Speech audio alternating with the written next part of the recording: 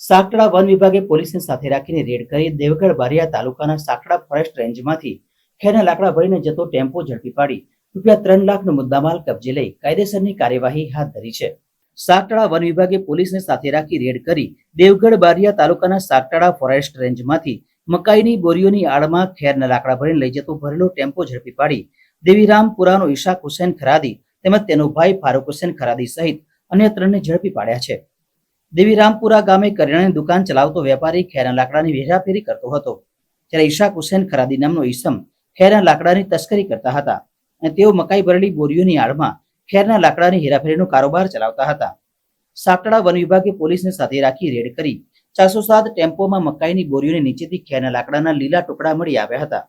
જેથી વન વિભાગે ખેરના લાકડા સહિત ₹3 લાખનો મુદ્દામાલ કબજે લઈ કાયદેસરની કાર્યવાહી હાથ ધરી છે।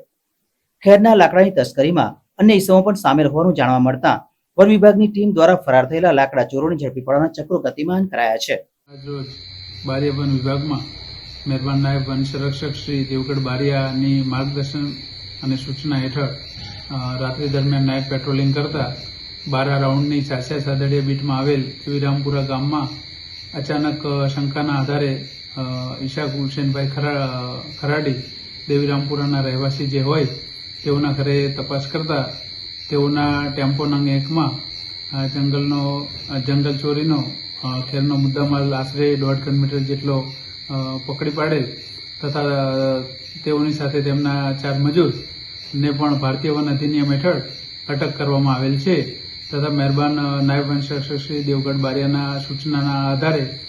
આગળ તપાસની કાર્યવાહી ચાલુ કરવામાં આવેલ છે।